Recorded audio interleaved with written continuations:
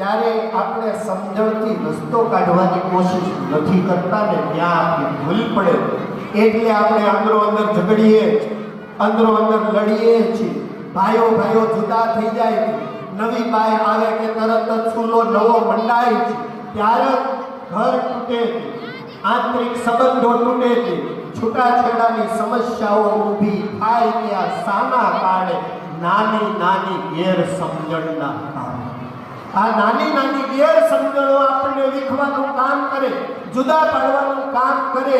એના ઉપાય રૂપે વિપરીત સંજોગ જ્યારે ઊભો થાય ત્યારે બે જ વસ્તુ કામ આવે: સાધુ સંત, ધર્મ અને સમજણ. સાધુ સંતનું માર્ગદર્શન હોય, સારા લોકોએ આપેલી સમજણ હોય, અને સમજણ જ્યારે વિપરીત પરિસ્થિતિની સામે તમે મૂકો છો ત્યારે ગમે તેટલી વિપરીત પરિસ્થિતિ હોય પણ સમજણ એ સૌથી મોટો ઉપાય છે. સંબંધો સાચવવા માટે, પરિવાર સાચવવા માટે, કુટુંબ સાચવવા માટે અને સમાજને સાચવવા માટે સારામાં સારો સેતુ હોય તો એ સમજણનો સેતુ છે. જો સમજણનો સેતુ આપણામાં ન રહ્યો તો આપણને તોડવા માટે રાહુ અને કેતુ તૈયાર છે.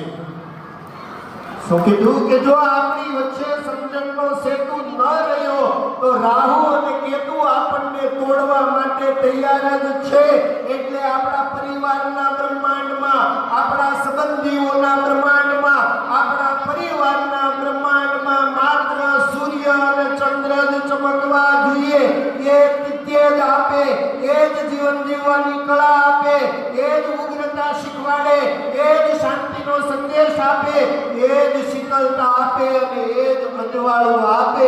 બાકીના બધા ગ્રહો આપણાથી દૂર રાખવા હોય તો અંદરો અંદરની સમજણ ખૂબ મહત્વનો ભાગ ભજવે છે. કઈ કઈ સમજણ કેળવવી એ તમને ખ્યાલ જ છે.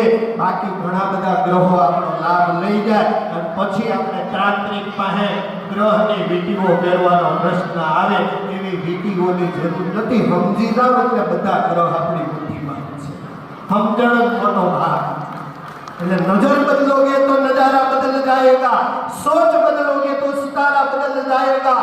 જે પરિવારમાં છીએ, જે સમાજમાં છીએ, જે ખાનદાનમાં છીએ, જે સંસ્કારો સાથે જીવીએ છીએ એને છોડવાની કોશિશ નથી કરવી. કિસ્તી બદલने की जरूरत नहीं है. दिशा बदलोगे तो किनारा बदल जाएगा, दिशा बदलोगे तो किनारा बदल जाएगा.